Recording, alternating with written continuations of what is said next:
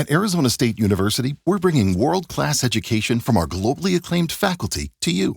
Ranked #1 in innovation for 10 consecutive years and #2 among public universities for employability, ASU isn't just ahead of the curve, it's creating new paths to success. Earn your degree from the nation's most innovative university. Online, that's a degree better. Explore more than 300 undergraduate, graduate, and certificate programs at asuonline.asu.edu. Hello, word nerds. Welcome to the ad for my podcast called The Dictionary.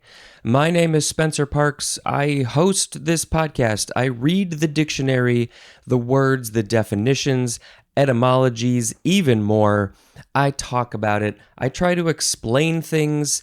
I also sometimes try to put in some silly jokes or silly sing-songy things. You know, it's just a fun way to read the dictionary. Sometimes I have guests on, and I hope that you will turn on this podcast, check it out, start from the beginning, and, enjoy this, what I like to call edutainment. Check it out in all the places that you can find podcasts. Hello, and welcome to How Did This Not Get Made? This is the podcast all about the movies that were never made, the scripts that were never filmed, and the ideas that never even made it to the page. My name is Daniel Kaka. And I'm Lexi Riley.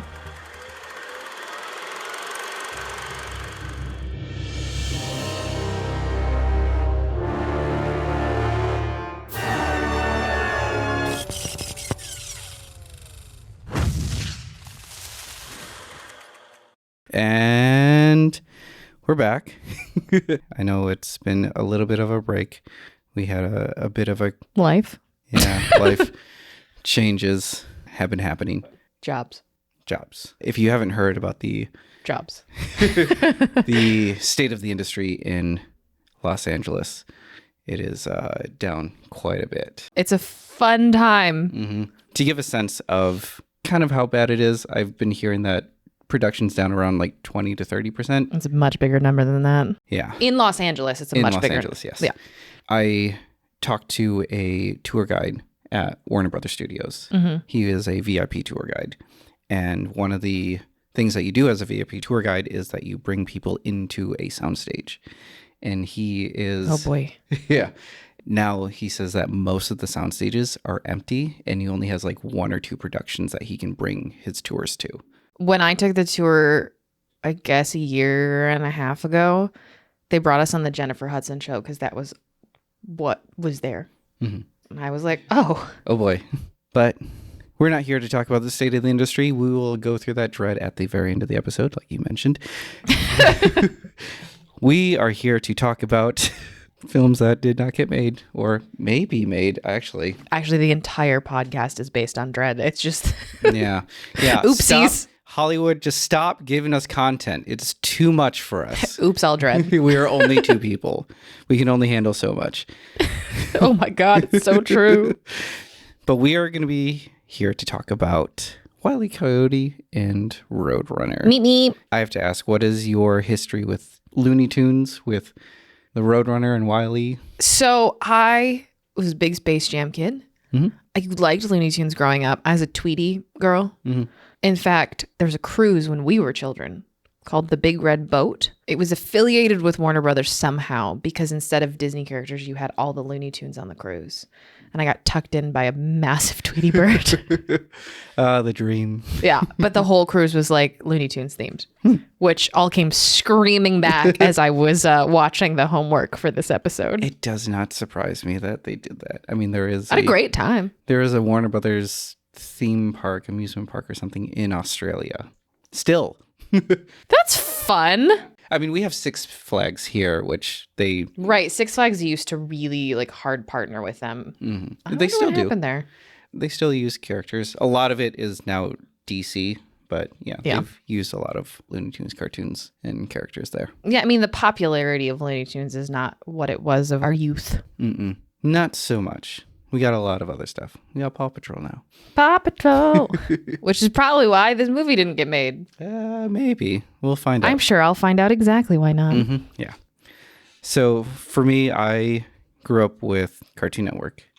In Cartoon Network, they always had Looney Tunes reruns. happening all the time. Is that what Looney Tunes was on when we were kids? Was Cartoon Network? Yeah. I mean, Cartoon Network is owned by Warner Brothers. So it was a way to fill the time. Like they just made their new studio. They had a bunch of people who were making up new content, like with Dexter's Laboratory and Powerpuff Girls. And all that stuff. But like Courage the Cowardly Dog.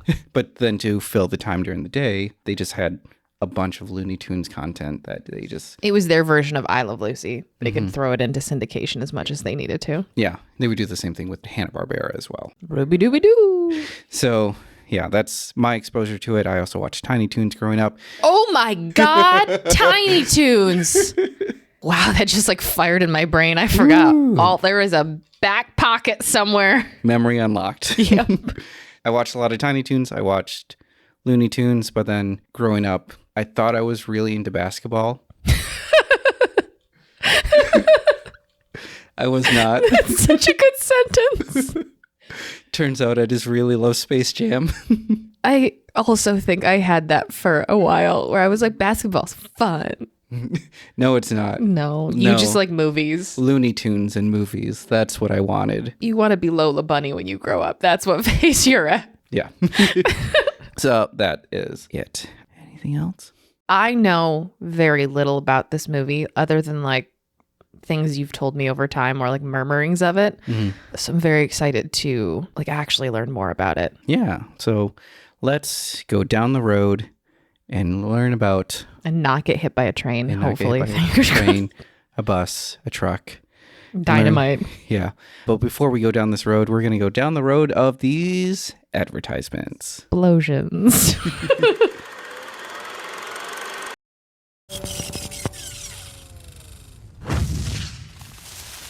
Well, I hope you enjoyed the journey. Wish I had dynamite right now. Acme. Acme. Yes. Look into Acme and all that they do. Jet propulsion shoes. Yep. Whatever your heart's desire, you can order it from them. Acme. All right.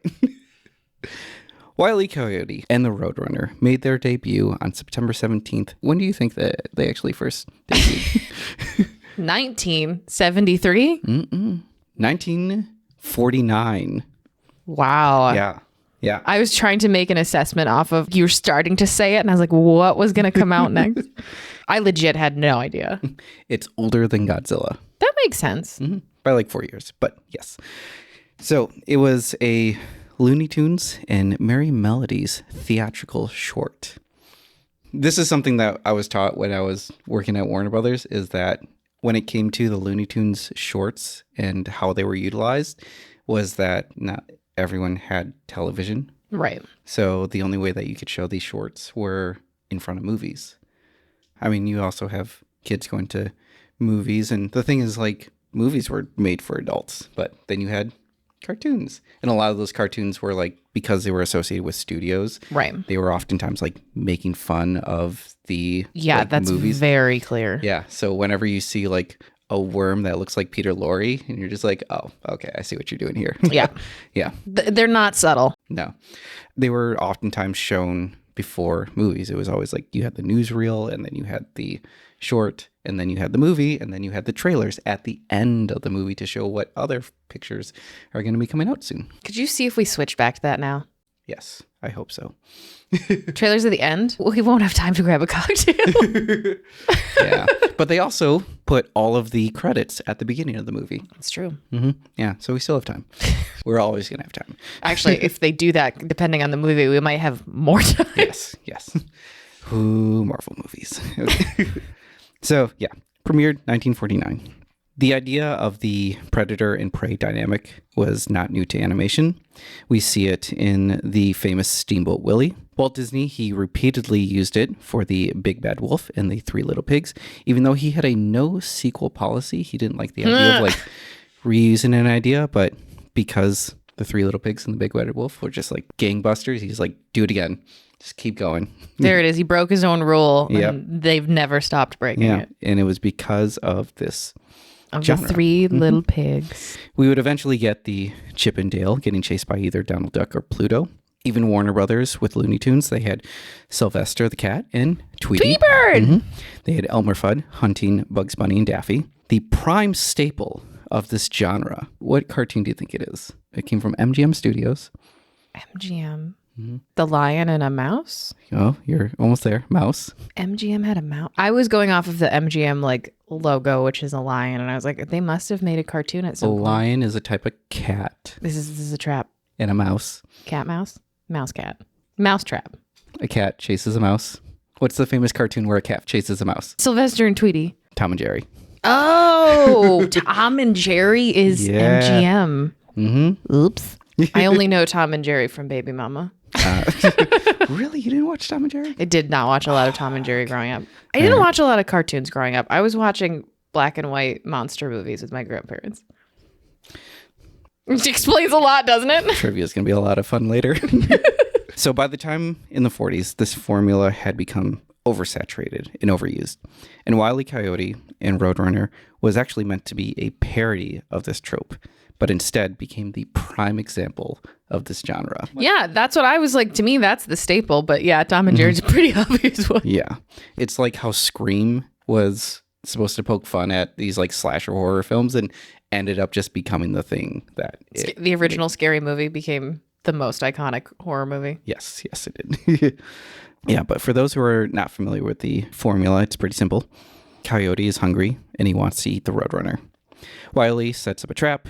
Usually he uses Acme products. The Roadrunner unknowingly foils the Coyote's plans and gets hurt from falling off a cliff. He blows up or he gets crushed by a falling object. And sometimes it's all three of them. In the same episode. Yes. Wile E. Coyote and the Roadrunner was the brainchild of Chuck Jones and Michael Maltese.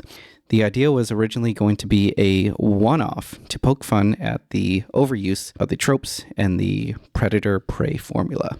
That's funny. They set the cartoon in the American Southwest Desert, or more specifically, Colorado's Monument Valley. We're considering Colorado the Southwest? Yeah. Just like Michigan's the Midwest? Yes. Who named these things? I have no idea. I was like, oh, Arizona. And you said Colorado. And I was like, oh. Maps were very different back then. And this was to get away from the domestic background. So you're not like in a house or something like that. Right. Like you saw with Tom and Jerry. Or Sylvester and Tweety. Like. Mm-hmm. And then we saw two animals that were native to that environment. That was the Roadrunner and the Coyote. Southern California. Yes. Chuck Jones got the inspiration for the Coyote from Mark Twain's book, Roughing It. Wow. Mm-hmm. In the book, it says, quote, "The coyote is a long, slim, sick and sorry-looking skeleton with a gray wolfskin stretched over it. A tolerably bushy tail that's forever sags down with a despairing expression of forsaken and misery. A furtive and evil eye. A long, sharp face. And slightly lifted lip and exposed teeth. He has a general slinking expression all over. The coyote is a living, breathing allegory of want. He's always hungry. He's always poor, out of luck, and friendless. Damn. The meanest creatures despise him. Even the fleas would desert him for a velocipede. He is so spiritless and cowardly, and even while his exposed teeth and pretending to be a threat, the rest of his face is apologizing for it. And he is homely, so scrawny and ribby and coarse-haired and pitiful." So Mark Twain might not have liked coyotes so much. In my head, I'm thinking of like the coyotes that we see just walking around the neighborhood. And I'm like, They have gotten plump and bushy and don't look mean at all. They are getting into our garbage and some of them are friendly. Do not pet a coyote. Have you pet a coyote? No. Mm-mm. If I didn't have a dog, I probably would have, though. But we've encountered multiple coyotes here. They like our favorite bar, too. Yeah.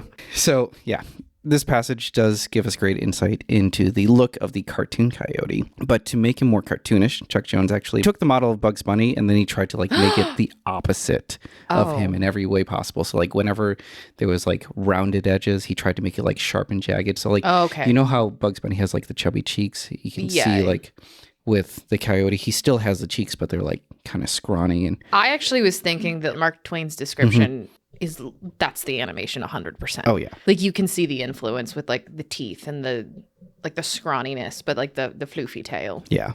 There was also an animator there, Ken Harris. They also kind of used him as a model as well. Sorry, Ken. I like Wile E. Coyote. I don't know if it's just because I watched a lot of it in a row, but I was like, they're very mean to him. Yeah, he is. It feels so bad. Yeah. I might have a soft spot for coyotes, apparently. So, although we know the main character now as a play on words Wile E, in the original short, he never actually had a name. And in early drafts of the cartoon, he went by the name Don Coyote. I actually really like that. Yeah. For the Roadrunner, there wasn't much characterization to the bird. Instead, it was described to the animators, it was like a force rather than a character, like the wind. And you would just draw a cloud of dust, and then you just kind of put like a Roadrunner in front of it. I mean, all right. Yeah. In 1949, we got the first Wile E. Coyote in a Roadrunner with the short Fast and Furious. I saw that title and was like, they had no idea that they were like making a joke about movies like that far in advance. And I was like, this is gold. This is fantastic. In it, we get a lot of firsts that become the staple of the series. We get a freeze frame on the two characters. The Roadrunner is Accelerati Incredibus. And Coyote is Carnivorous Vulgaris. It does change every single short. It does? yeah. Because when I was watching it, I noticed there's another one where it's like carnivorous at first. And I was like, when did that change? And then the next one after that, I was obviously looking out for it. And I was like, oh, this one's now very different. Yeah, they're always different. So the first gadget that the Coyote uses is a one genuine boomerang guaranteed to return, only to be foiled by the Roadrunners, another genuine boomerang. The Coyote is crushed by a boulder and he gets blown up.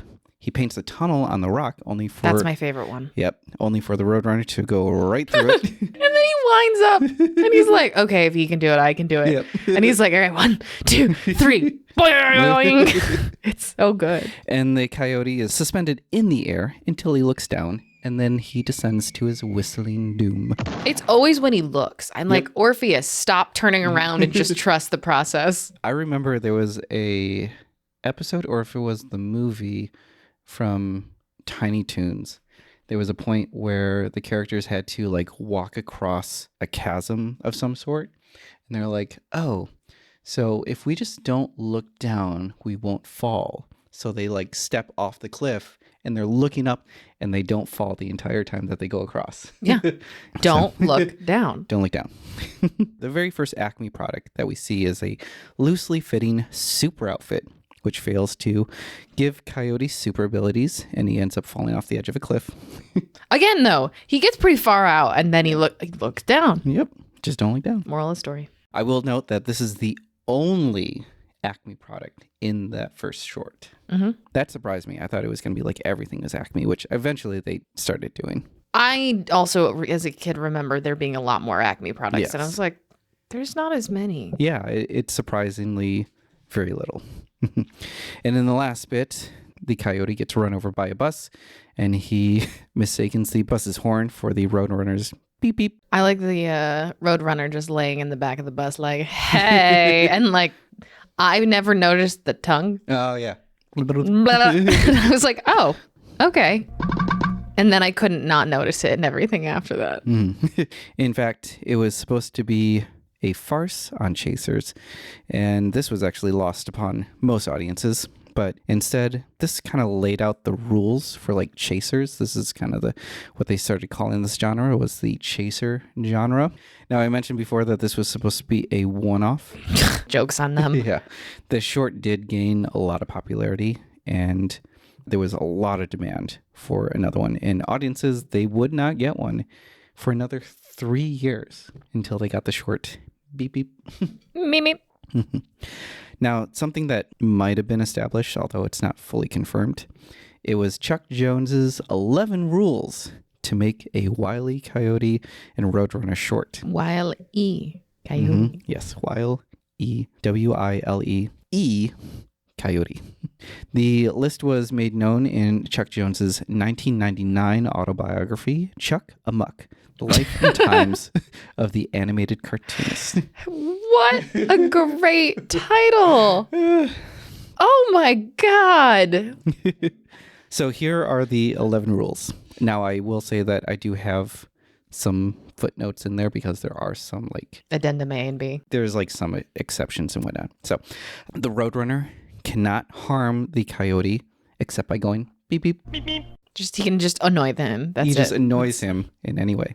Now, the Roadrunner's famous beep beep that came from the background artist Paul Julian. This came about because he would walk behind people in the halls of the animation studio, and when anyone would get in the way, he would go beep beep just to have them move out of the way. That's amazing. Chuck Jones thought this would be perfect for the Roadrunner, so he actually had him record his beep beep, and they would speed it up in the recording. Unfortunately, Julian was uncredited for his voice because Mel Blanc was the only voice actor contracted with WB, so they just didn't tell them. It's a sound cue. It's not a human. Yeah. No outside force can harm the Coyote. Only his own ineptitude or the failure of Acme products. There's the exceptions of the trains, trucks. Yeah, I was going to say. I mean, that also comes from, it's But the Bugs Bunny one is Bugs is actively hurting him. Yes. But I guess that's not. That is a little different, though. The Coyote can stop at any time if you are not a fanatic. You can stop anytime I want. Mm-hmm. I swear. Coyote's got an addiction problem. There's a quote that Mel Blanc uses from George Santayana. A fanatic is someone who redoubles his efforts when he's forgotten his aim. I like that definition. Yeah. There is no dialogue except beep beep or the howling in pain. Here are a few exceptions. In the second short with Wile E. Coyote that he ever appears in, which is Operation Rabbit, that premiered in 1952. Now, it is Wile E. Coyote. He's going after bugs. I don't like it. Yeah, it's very weird. It was very jarring to me. I don't ever remember seeing that as a kid. And I was like, you have a voice and it doesn't match what I need it to. I was like, It was very weird. This is painful. Allow me to introduce myself. My name is Wile E. Coyote. Genius. I am not selling anything, nor am I working my way through college.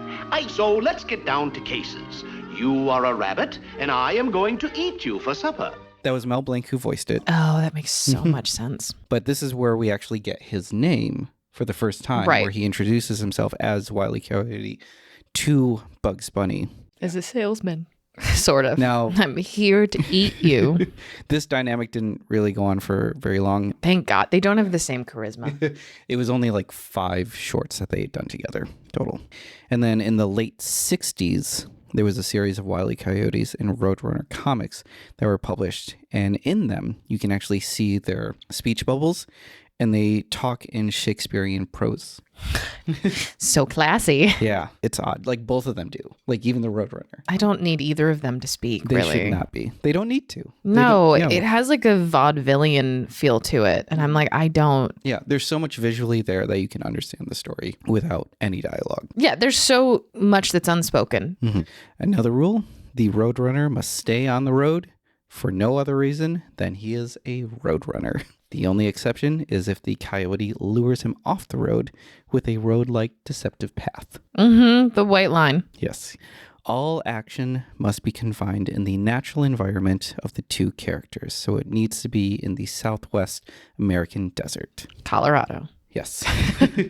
All tools, weapons, and mechanical conveniences must be obtained by the Acme Corporation. So the Acme Corporation is just a made-up company within the Looney Tunes universe? Okay. Yeah. That's what I always thought. I just was is there a lore or a reason or something deeper that they picked? They just came up with a company name and boom. And ran with it. it. Yep, just kept running with Literally. it. Whenever possible, make gravity the Coyote's greatest enemy.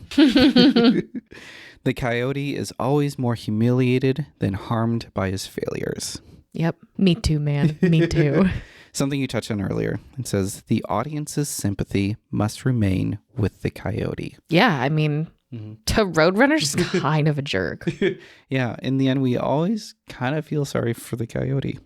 And then the last rule, the Coyote is not allowed to catch or eat the Roadrunner. Come on. You got to keep the story going. It's like Batman. It's like Batman doesn't kill people. Why?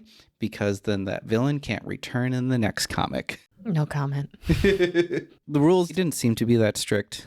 Obviously, they were... I was going to say, they go around those quite a few times. Yeah. There were often times where they were broken, especially Rule 4 with not speaking. But then, like I said, it wasn't really confirmed because they asked Michael Maltese about these, and he's like, if we had any laws or anything, I've never heard of them. So it might have just been like internalized With Chuck Amuck. Mm-hmm. Yeah. And then Chuck was just like, oh yeah, there was kind of a rule that we followed for all of Again, these. unspoken. All of those rules are very much the parameters of the world that they created. So Yeah. In 1953, Wile E. Coyote and Roadrunner shorts were released more regularly, with Chuck Jones and Michael Maltese behind the scenes for the first 16 shorts up until 1959. The design of the Roadrunner changed, but not so much. The face became rounder, the wings became smaller, and the plumage was much taller. plumage. For the Coyote, he became a darker shade of brown, and his knees became even much more uneven. Yes. Yeah. He becomes more knobbly over time. He's it's very really gangly. because he hasn't eaten in 60 years. Yeah. What has drastically changed, though, was the background art illustration by Maurice Noble. Now, Noble, he started his career at Disney. He was making realistic backgrounds for the films Snow White, Pinocchio, Fantasia. And then he made his shift over to Warner Brothers and Looney Tunes, and he continued the same style. As the shorts continued, he noticed that the realistic landscape didn't really match the tone of like the wacky shorts. So then he changed his style drastically to give the desert background a more like zany stylized look. Looney Tunes would again mess around with the format in 1953 when Wile E. appears as a red-nosed wolf and is given the name Ralph in the 7 shorts known as Ralph Wolf and Sam Sheepdog, where Ralph is on the hunt for a sheep while attempting to He's given up. He's trying to find multiple ways to distract Sam, the sheepdog, from guarding them. The justification for making Wile E. into like 3 different characters was that the animators treated the cartoon characters like they were actors portraying different roles. Yeah, that I knew because they do it with Bugs a lot. Oh yeah. Yeah. With Bugs, Porky Pig, Daffy. They always put them in just like, especially when they're doing like farces, parodies of Warner Brothers movies. And when you think of them sort of poking fun at studios back in the day, like, yeah, that makes sense. That's the best way you can do it. In 1959, Maltese moved on to work for Hanna-Barbera. Jones would continue to work with making the series with 13 more Roadrunner shorts with the help of John Dunn. One to note is Beep Prepared, which was actually nominated for an Academy Award. Hey. Yeah. In the 1960s, television was becoming increasingly more popular, and Looney Tunes made the shift from being shorts that was shown before Warner Brothers movies to cartoons regularly shown on television. Warner Brothers had already premiered the Bugs Bunny show in 1960, and so Jones and Dunn threw the hat in the ring to pitch the Adventures of the Roadrunner, but it was never picked up. But the shorts that were originally made for the pilot, the 3 of them, were released separately from 1963 to 1965. In 1963, Chuck Jones was let go from Warner Brothers when he breached his exclusivity contract when it was discovered that he wrote a short for UPA Animation for the short titled Gay Paris. Oh. In my head, I'm like, is that the Skunks? No. It's not. It is not. It's nowhere close to it. Mm-mm. Along with Jones, his entire animation team was let go. Yeah. They didn't do it? That is unfair.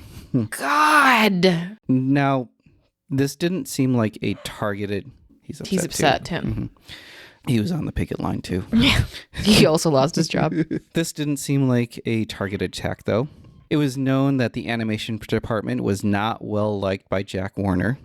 Soon after, the entire Warner Brothers animation department was shut down. Fortunately, Fritz Freeling and David H. DePatie created DePatie and Freeling Enterprises. They rehired many of the employees that were let go, and they leased the same building that they were animating in at the Warner Brothers lot. Hell yeah. So they were let go, and they're just like, oh, I guess it's just... Don't even move my stuff out. Give me 15 minutes. I'm just going to go sign a different contract. Warner Brothers did not want to let go of the iconic Looney Tunes series and actually contracted the Enterprise to continue their cartoons. God. So, like, what are we doing here, guys? Like, Paperwork. We're doing paperwork. Yeah. It just seems like Warner Brothers just never really liked their animation department ever. And it's just history repeating itself I over mean, and over and over again. If you look at how animation and even visual effects are sort of viewed now, they are telling a majority of stories and have been since almost the beginning. Yeah. But they're almost looked down upon. Yeah.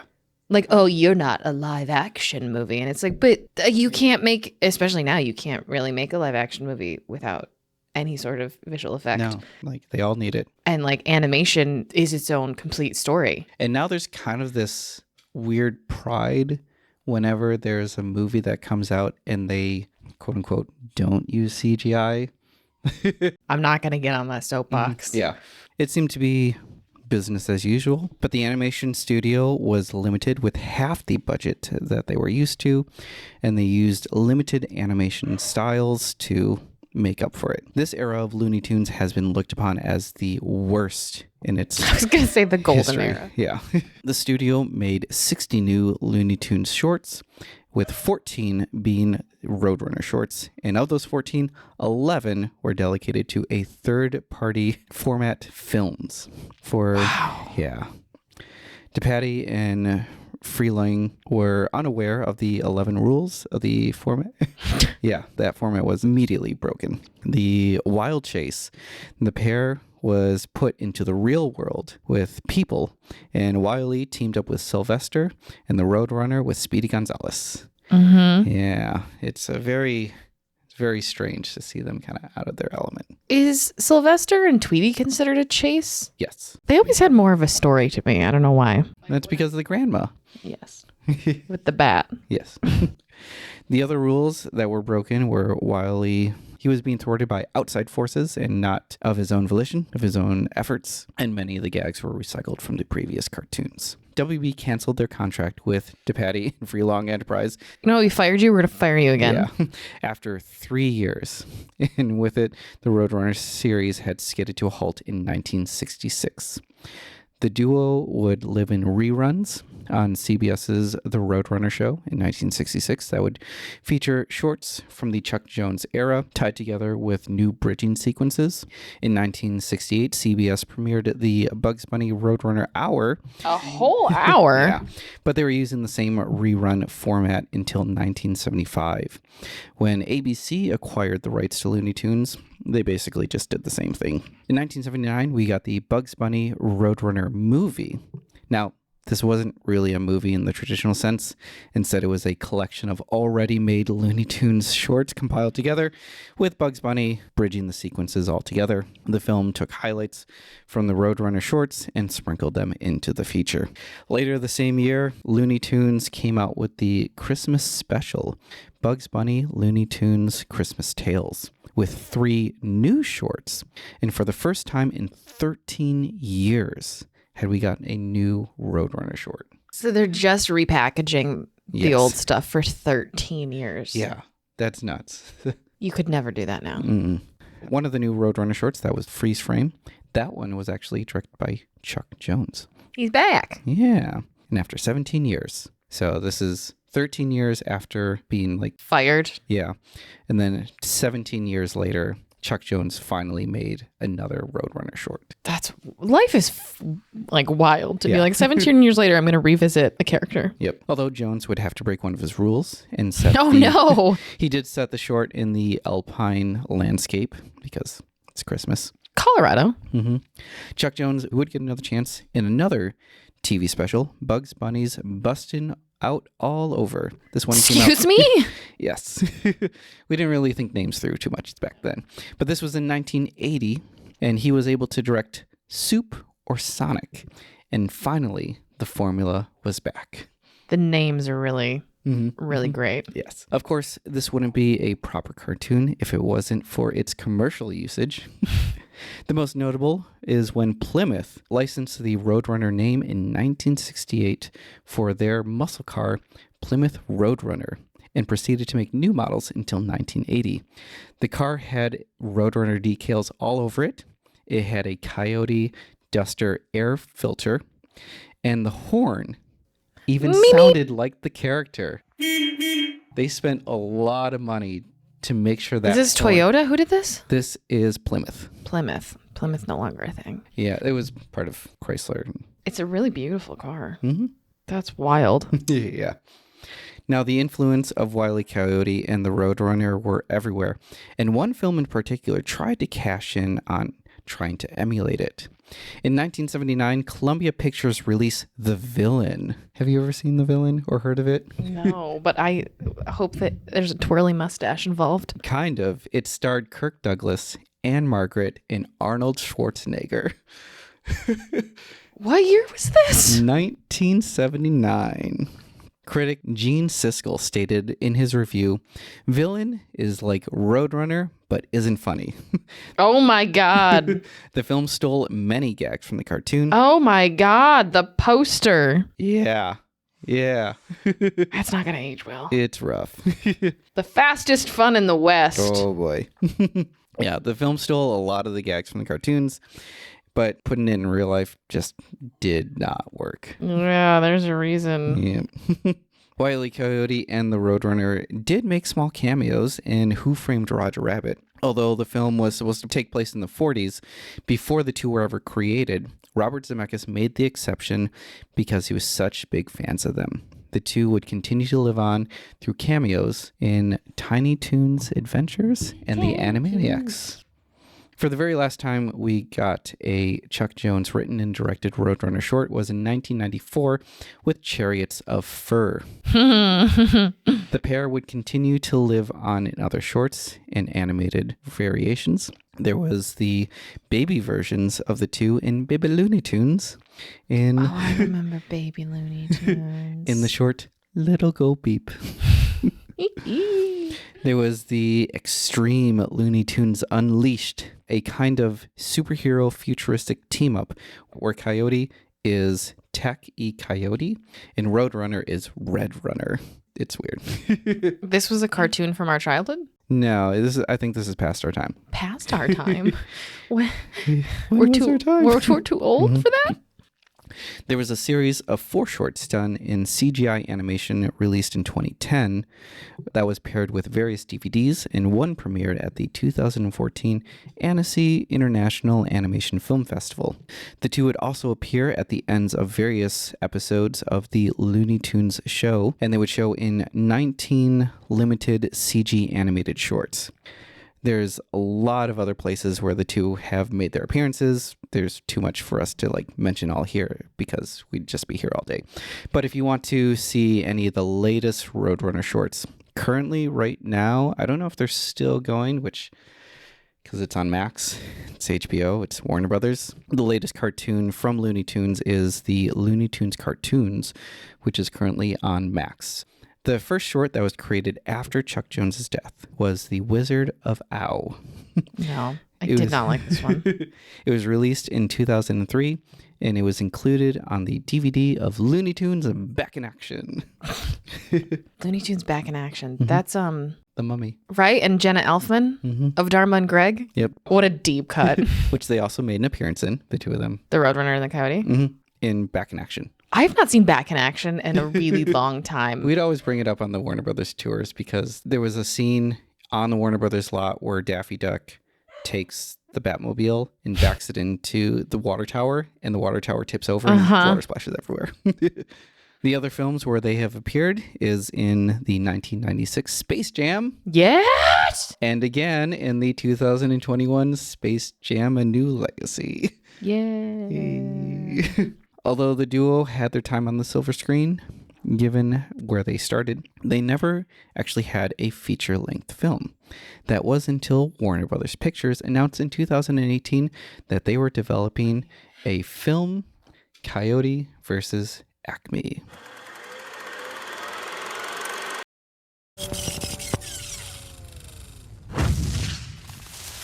The story of Coyote versus Acme actually comes from a New Yorker article written by Ian Fraser, published in February 1990.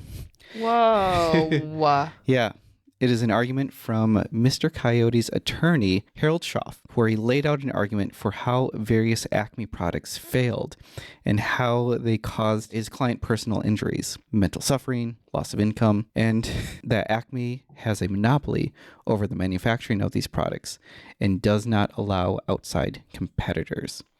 It's really interesting to read this article because it reads like a legal Document? deposition. Yeah. Like a legal document to be like, here's the case. Like he makes it as official as possible, and yet it's still talking about a cartoon character. It's actually pretty fun to go through. That is pretty great. Mm-hmm.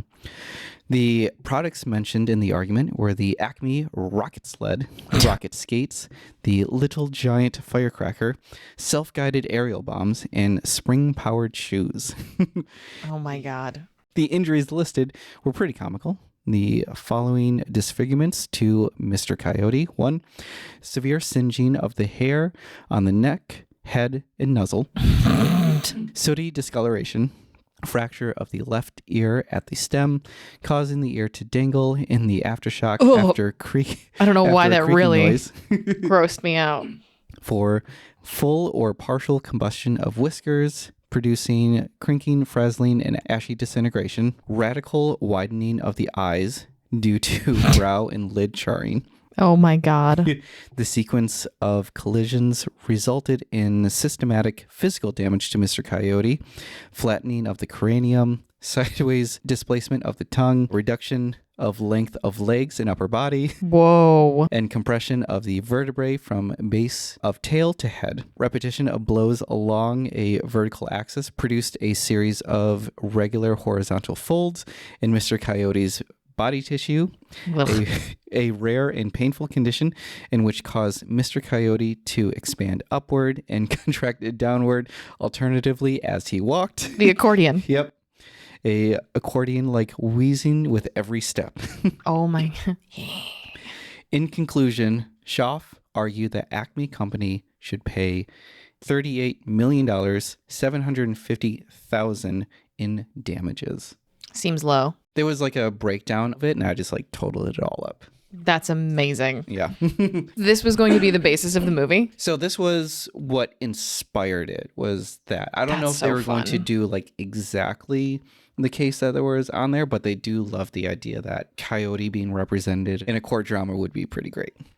Development for the film started in 2018 with the plans of it being a hybrid. Wow. Hang Yeah. on. So that article came out in 1990, Yeah. and then the movie didn't even touch development until 2018. No one even thought to make it into a movie. 28 years that just idea sat in development purgatory. Well, like the article had come out. There was no plans on making it a movie. Right. But it just sat in limbo for. It just sat there. It was just. It served its purpose. It was an article. Yeah. 28 years later to use that as source material is really great. Yeah. The development for the film started in 2018, and the plan was to have it be a hybrid live-action animated film, much like Space Jam and Who Framed Roger Rabbit. To write the script, WB hired Chris McKay, who is known for writing Lego Batman, and John and Ash Sieberman from Always Sunny in Philadelphia. Yes. In December 2019, WB announced Dave Green to direct the film. Dave Green, you might know him as the guy who directed Earth to Echo and Teenage Mutant Ninja Turtles Out of the Shadows. Is that the new one? No, not Mutant Mayhem. That's what I needed. Thank you. Yeah. I think that's the like live action kind of Uncanny Valley ones. Oh. Yeah. John and Josh Sieberman, they were no longer writing the script, but they also stayed on as producers. In December 2020, McKay left the project and Siebermans went back into the role of screenwriters with the addition of Sam Birch, who wrote May December. Whoa. Yeah. Did you see May December? I have not, Okay. but I know it's intense. Yeah. That's why I'm like, what a jarring pivot. Mm-hmm. They also got Jeremy Slater, who wrote The Lazarus Effect, Fantastic Four, Pet, Death Note, and some episodes of Umbrella Academy. And they got James Gunn of Scooby-Doo fame. Yes, that is what James Gunn is 100% famous for. Yes. It was also around this time that WB announced that its release date would be July 21st, 2023.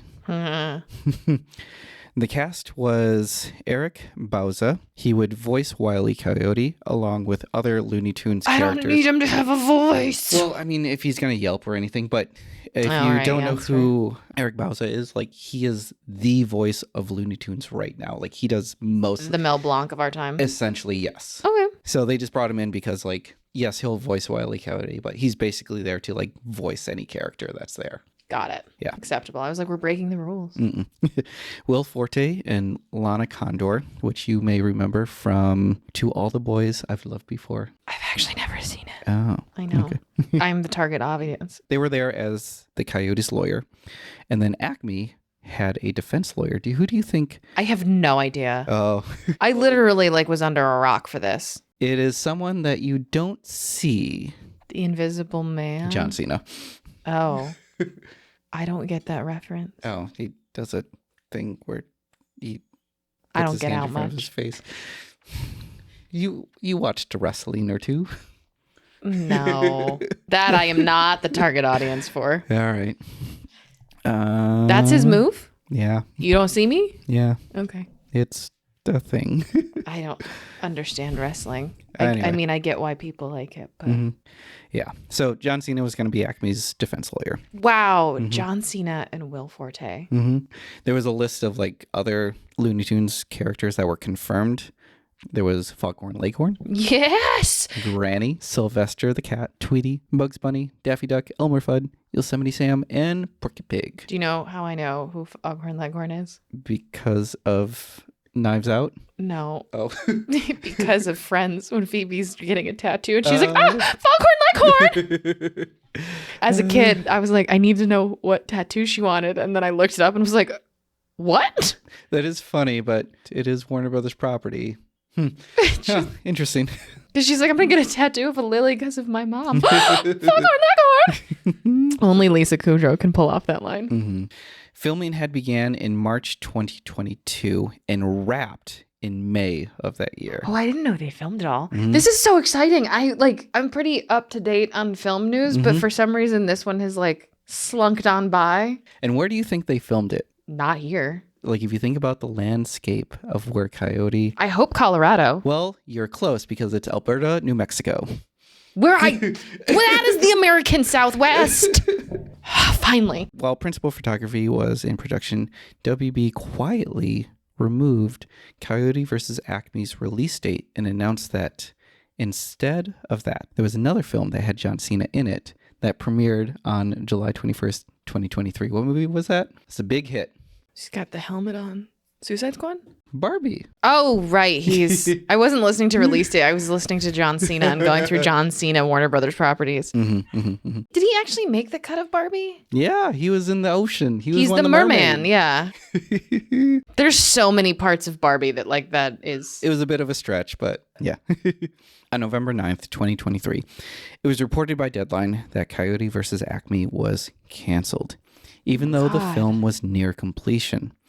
The report came when it was discovered in Warner Brothers' Q3 report that they canceled the film in an attempt to use it as a $30 million tax write-off.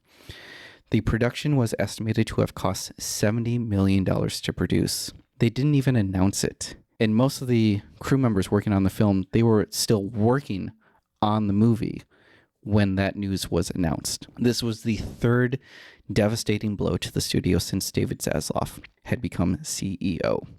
Before that, we had Batgirl and Scoob Holiday Haunt. They were canceled for the exact same reason, a tax write-off. From a WB spokesperson, with the relaunch of Warner Brothers Pictures Animation in June, the studios have shifted its global strategy to focus on theatrical releases. With this new direction, we have made the difficult decision not to move forward with Coyote vs. Acme. We have tremendous respect for the filmmakers, cast, and crew, and are grateful for the contributions for the film. The day after the cancellation, composer Stephen Price posted a recording session of the Roadrunner Choir performing Meep Meep.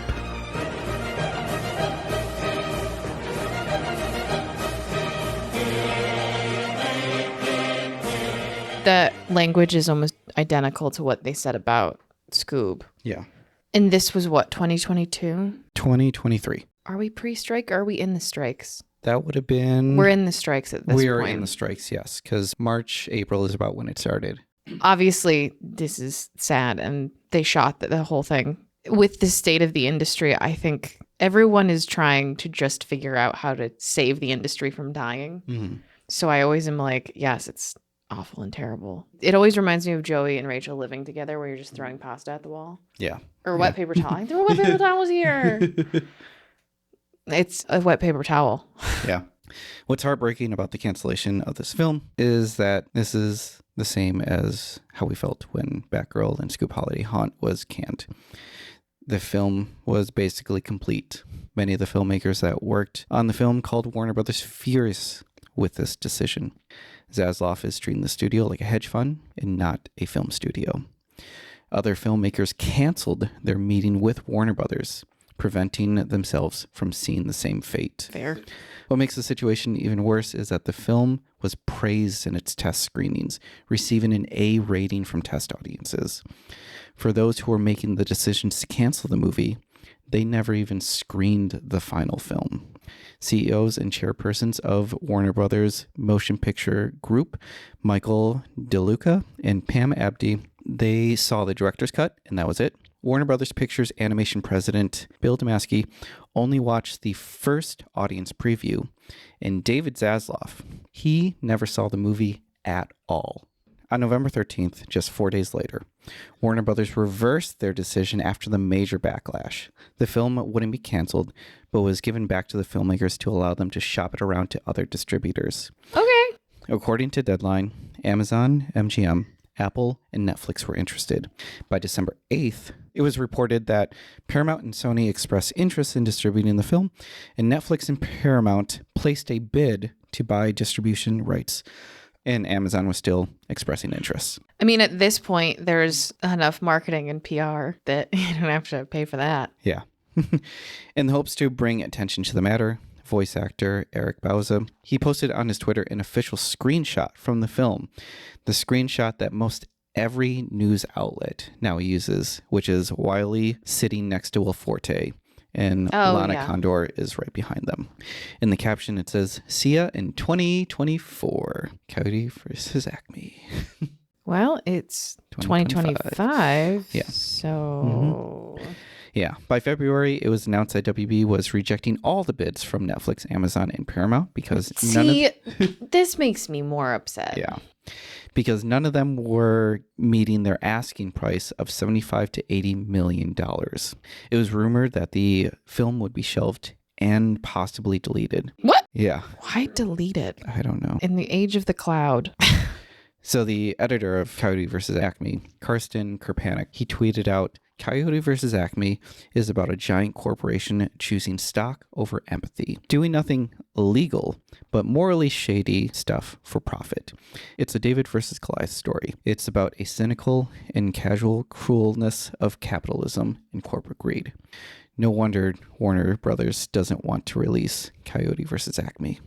During a Q4 earnings call, it was reported that WB took a $115 million write-down for canceled films. It was not specific for which productions it was referring to. I mean, yeah. In January 2025, Lana Condor, during a Screen Rant press junket for Valiant 1, revealed that she attended the funeral screening of Coyote vs. Acme. God, it's a statement. Look like. So when I went to the funeral screening, I thought to myself, like, maybe the movie isn't good, and maybe I was wrong. Watched the film, and I personally think it was my best work I've ever done, and I think it was funny and kind and put a real positive message, and that was really truly devastating for me, and for everyone involved. I think While Will Forte was doing press for Kind of Pregnant, he was asked about Coyote versus Acme. My thoughts were that it's a fucking bullshit. It is such a delightful movie. It deserves so much better than God. I can't tell you possibly why the decision was made to not release it. But it makes my blood boil, and I thank you for asking me about it, because I like talking about the movie, because I don't want people to forget what they did to this. That said, I appreciate them letting us make it, but don't don't let us make this thing that we fall in love with and then not show it. I mean, I would understand if the thing sucked, but it's really good. When Eric Bauza attended the Writers Guild of America Award in February, he was asked by Screen Rant about the film, if it would be released, and he stated, "That's the question of the year, and it's only February. I'm going to say yes.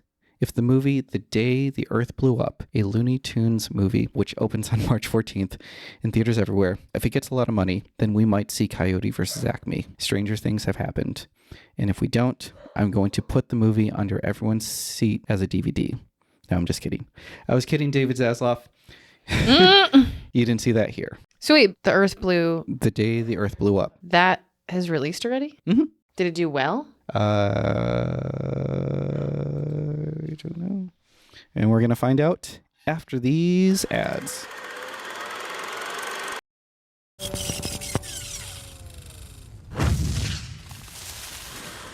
And we're back. So, The Day the Earth Blew Up. It made $11.6 million in the box office. With a budget of... $15 million. Oh. So, we'll see what the fate is for it. The film has left a legacy that feels reminiscent of Release the Snyder Cut, with the hashtags Save Coyote vs. Acme and Release Coyote vs. Acme trending on social media. There are many YouTube videos and small news outlets releasing new information constantly, all of which seem to demonize David Zaslav and WB executives for making this decision. During the 51st Annie Awards, Bauza improved in exchange between Bugs and Daffy during his speech, stating, "I hate to be political, but release Coyote versus Acme!" It seems like everyone that got to screen the film praised it. I do wonder how the legality of tax incentive works. If you get the tax break, are you allowed to sell it? Are you allowed to screen it? I don't think you can make any semblance of profit off of it. That would negate the tax break. If there's any entertainment lawyers listening, we would love to talk to you. Yeah, because this is well beyond my understanding. I want to understand it better. I feel like it's very easy to be angry about this. Mm-hmm. And I felt the same way about Scoob. It is very easy to just go, this is stupid and please release it, but without diving into the deeper parts of it. I don't know. I want to understand better. Yeah. So if you're an entertainment lawyer, please help us understand. After screening the final cut, Will Forte released a public statement saying, "To the cast and crew of Coyote vs. Acme, I know that a lot of you haven't gotten a chance to see our movie, and sadly, it's looking like you never will. When I first heard of our movie getting deleted, I hadn't seen it yet. I was thinking that everyone else must be thinking, this must be a hunk of junk. But then I saw it, and it's incredible. Super funny throughout, visually stunning, sweet, sincere, and emotionally resonant in a very earned way. As the credits rolled, I just sat there thinking how lucky I was to be part of something so special. That quickly turned into confusion and frustration. This was the movie they're not going to release. Look, when it comes to Hollywood business stuff, I don't know shit about shit. Even when a movie tests very well, like ours, there's no guarantee that it's going to be a hit. And at the end of the day, the people who paid for this movie can obviously do whatever with it. It doesn't mean I have to like it. I fucking hate it. Or agree with it. It doesn't mean that this movie is anything less than magnificent. You'd be so proud of it. A movie that should be seen, but won't. Please know that all the years and years of hard work, dedication, and love that you put into this movie shows in every frame. That's all, folks." Again, there was a very similar statement for Scoob. Yeah, that's so harsh for anyone who not just worked on the movie, but they really dedicated so much time, effort, artistic ability. And this is also a property that I'm guessing a lot of these animators, they grew up watching Looney Tunes, and to finally be a part of that and to be taken away. We talk about it, I feel like in every episode, it is seemingly impossible to get a movie made. If you think about how many writers just sit and write all day, and then you think about how many development kids are reading those scripts that get written, the steps that it has to go through to get greenlit, and then you get to greenlit and you're like, we did it. Yeah. And then to get to season 2. There's no semblance of safety in any step anymore because you're like, okay, we're shooting. Like, great. We moved out here and we were like, we're going to be in each other's web series and all our little projects. And half of those never see the light of day. Mm-hmm. And you're like, all right. But once you make it, that doesn't happen anymore. No. There's no difference to that. No, it is just hard work with success every once in a while. Yeah. When we did the Scoob episode, that's why I was like, it is so important to go and see movies. I was reading something over break where they're trying to really revitalize movie theaters, which is fair. But one of the suggestions was to put a zip line in the lobby. I feel like you're just here for the zip line. Our focus is not on the creative thing anymore. It is focused on the money or the next big thing. Our focus, like I said, is on survival. And unfortunately, what that means is that a lot of the creative is getting lost. Yeah. Now to tell you the twists in this story. Do you have a secret? Did they put it under your seat? Do you have the DVD? Yes. That's all, folks. We're going to go watch the movie. As of March 31st, 2025. So less than 30 days ago. Mm-hmm. It was reported by Deadline that Ketchup Entertainment... Excuse me? Yes. Has completed a deal with Warner Brothers. Yes! And purchased the rights to distribute the film for $50 million. How does that work, Mr. Entertainment Lawyer or Mrs. or Miss? What? Ketchup was the same studio that salvaged the Looney Tunes movie The Day the Earth Blew Up just a year before. Ketchup Studios? What's it called? Ketchup Entertainment. Ketchup Entertainment. Ketchup, exactly what you're thinking of, is spelled that way. I mean, that's really honestly perfect to put out animation. Mm-hmm. I mean, they're doing the Lord's work. Okay, now go save Scoob, please. Yeah, if you can buy it. Right, but why could you buy one and not the other? Again, I have so many questions. Yeah. I just want to understand. Try to help me understand. Yeah, we might actually see this movie. I can't imagine being the cast and crew of this movie and the roller coaster of emotions that you have to be on, of like anger to hope to frustration to like, why? At this point, you really just have to be like, okay. Yeah, I think a lot of them are just like, we made the movie, we did what we could, and we're proud of what we did. To make sure to not get our hopes up again, just be like, we made it. The fate of the movie is just out of our hands, and we just need to... Literally, it is out of everybody's control, except Ketchup. We just got to move forward, knowing that we did the best we could. And that's Coyote versus Acme in the history of the Roadrunner shorts. I feel like when we do these episodes, they're so depressing.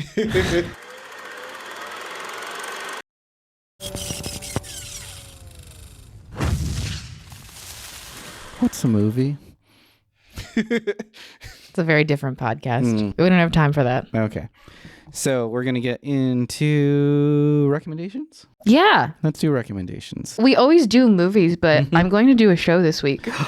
Because I haven't seen a movie in like a month. I'm my own worst enemy. I know what show you're going to do. Is it going to be The Studio? It's going to be The Studio. Yeah, I mean, there's also Hacks Season 3 is out. I'm just going to like, or no, Season 4. Excuse me. Pardon.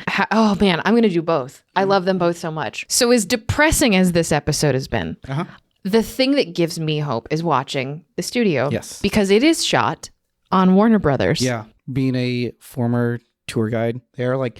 everything about the show, like I recognize, and I can definitely tell whenever they like make something up. So like the office building that they go to is a Frank Lloyd Wright building that is not on set at all. No, it's a CGI facade, but inside the office, yes, the interior, that's inside of a soundstage.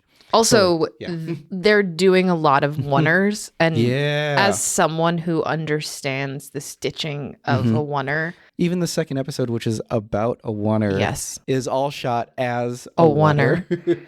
Which is just such an industry dorky, like, but thrilling. I was talking to a friend about this, and she's like, "Isn't that the most anxiety episode of television you've ever watched?" And I was like, "No, I love it." Like, I was like, "This is what maybe nurses or doctors watch a medical procedural," and are like, "They don't do that. They do this." Like, Like, it's thrilling to be able to watch that side.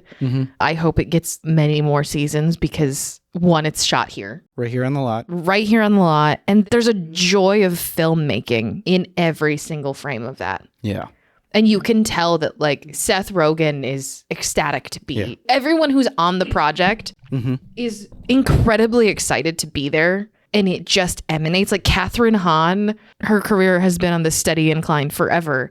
It's like the next thing she does is even better, which as a fan of Agatha, I was like, how do you top that? Yeah. Her as the marketing person who is saying all these Gen Z terms with such fluidity, I'm like, I'm here for it. And Ike Barinholtz, who I've seen in a bunch of other stuff, this role is so good for him. One of my favorite exchanges from watching it was he's talking to the projectionist like he just got the job, and he's just like, man, don't you just love film? It's just like there's the warmth, the grittiness to it, and just be like the texture. It just brings you back.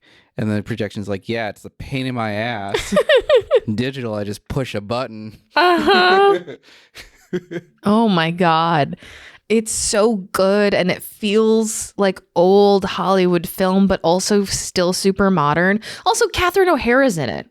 How do we get through 7 minutes of talking about this? And we're like, oh, right. And also Catherine O'Hara. Yeah, like, the cast is stacked. The cast is stacked. Martin Scorsese cries. I'm good. shocked that they got Martin Scorsese. In that moment, like, it's so good. Yeah, it's fantastic. I can't get enough of it.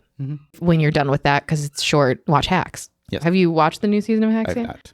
It's so good. I only saw the one clip that was just like, and email sent. He's like, oh, you can't unsend an email? He's like, no, you can't. I can. You still use Hotmail. The writing on that show is so good. There's a reason it keeps winning awards. Yeah.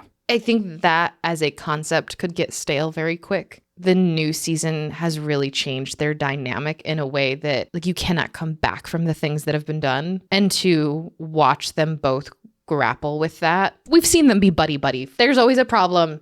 They get buddy-buddy. Something good happens. Yeah. This season just feels different in the best possible way. What's your recommendation?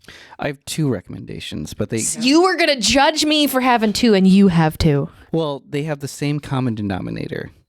And that common denominator is Jack Quaid covered in blood. Oh, it's Companion and Novocaine. Yes. Yeah. I saw both of those in theaters. Both of them are fantastic. I wanted to see them both. They're gone. Like, it happened so quick.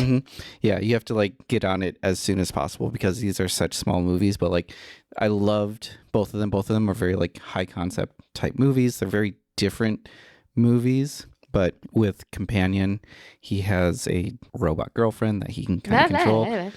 Spoiler free. It's in the trailer. If it's in the trailer, it's I didn't know she was a robot. It's in the trailer. That she's a robot? It's in the trailer. Maybe I saw a teaser then, because I don't. Anyway, it's kind of in the name. Oh, it is. Yeah. As a robot girlfriend has this like cabin in the woods type retreat, and then just like there's a switch. Spoilers. It's in the trailer. Oh my God. So, but it has one of my favorite actors.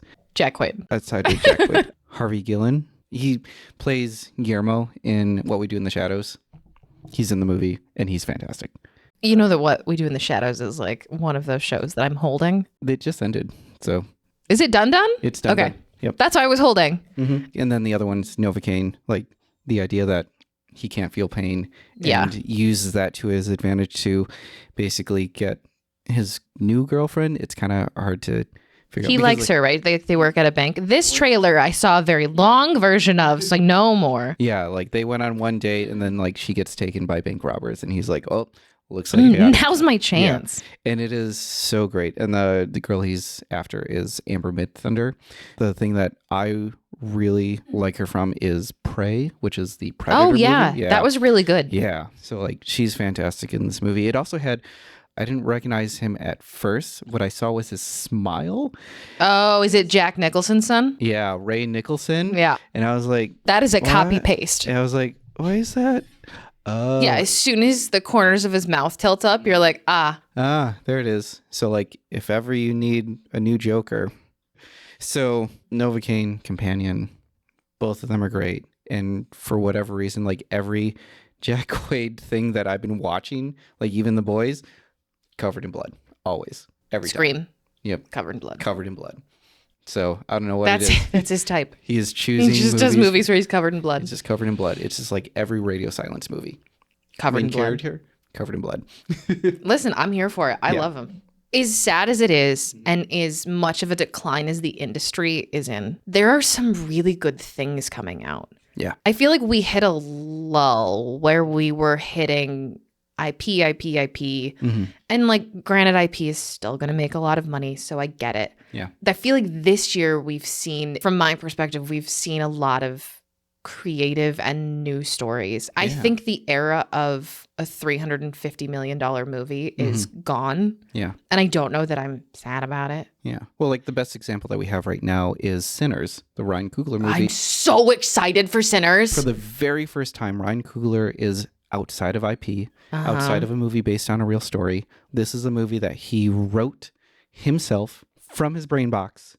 And I mean, he got to work with one of his favorite actors, Michael B. Jordan. So perfect. This is great. The trailers look incredible. It's also shot in IMAX, 70 millimeter. I know. Also, the theaters here are so different than theaters in the rest of the country. Mm-hmm. We're very lucky. I saw Oppenheimer in 70 millimeter in Georgia. I had to drive like 2 hours. Jesus. Whatever. I didn't have a lot to do. But I drove to be able to see Oppenheimer and Barbie and do the Barbenheimer. And the theater was packed. But you could tell that it just wasn't the same. There is a reverence for seeing movies in our town. Yeah. Which we kind of forget how the rest of it works. We are the entertainment capital of the world. Hopefully it stays that way. I was knocking on wood for anybody who's listening and not watching. I think they heard it. Listen, I've got to explain myself. All that to say, as depressing as things are, there's always like teeny flickers of light. So yeah, go see a movie.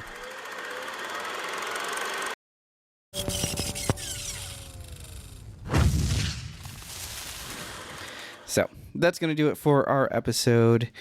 If you would like to support this podcast, there are many ways that you can do it. The number one thing that you could do is supporting us on Patreon. On our Patreon, you can get ad-free episodes of our episodes. Ad-free ads. Ad-free. No, ad-free. Ad-free episodes. I just think ad-free ads is... You just have to deal with our nonsense, and that is it, and that is all. If you don't have the financial means to do so, that is perfectly fine. I completely understand that. There are other ways that you can support our show. You can tell your friends and family about That's us. the big way. Yep. Spread the word that we're a podcast. Yeah. And then when your parents will be like, what's a podcast? It's like radio. It's like on the radio. It's like, no. But it's on your phone. Be like, so like YouTube? And be like, well, kind of, but no. We're heading that way. We are on YouTube, but that's a different thing. Anyway, you can rate and review the show. That helps us in the almighty algorithm. Smash that like button. You can now. You can smash that like button. Know. There are actual platforms like Spotify where you can actually like the episode, which I thought... Oh, I thought I was making a joke. No, it is very odd that they made that... I don't know. Don't worry about that, but reviewing the episode, that really does help us out. You can also follow us on The our Talk. social media pages like The Talk. That is at HT... No, that is at HGTV. Yeah, that is at How Did This Not Get Made. That is the same thing with our Instagram. On Blue Sky, it is at HDTNGM. We recently made the switch over to our YouTube platform. I don't know how many people do, but there are people who do listen to podcasts on YouTube. I listen to them on YouTube sometimes. All right, that's fine. I do it because I have it on my TV while I'm cleaning. Ah, that makes sense. You can also have your Alexa play an episode. I don't have an Alexa. Well, if you do have an Alexa, Help just me, say, I'm bored. hey Alexa, play How Did This Not Get Made? And it'll actually play the latest episode. Well, that's fun. It is fun.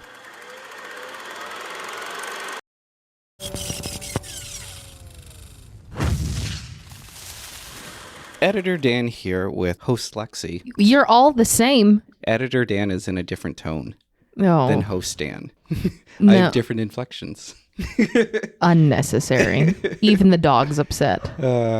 First off, I want to thank you all for listening. Thank you to all the supporters. This was a very interesting mini season. A trial season. We have pulled our full Rachel and Joey and thrown everything at the wall, and we've seen what's stuck. Yep. We want to make sure that you at home know that we want to give you a show that is of the highest quality and not just thrown together. Yes. So we're hitting an official summer hiatus. Yeah, Summer vacation. Like the 90s kids love. We're not going to leave the people on a cliffhanger.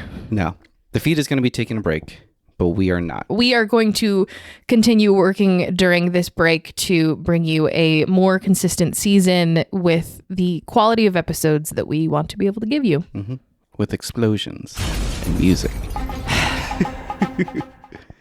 We'll see how hiatus goes. So here is to a more consistent season in the future, and enjoy your summer. Yeah. Enjoy. You can go back, listen to old episodes. Go see a movie. Tell your friends or family about what a movie is. Go see a movie. And see a movie. That's going to do it for our episode. All right.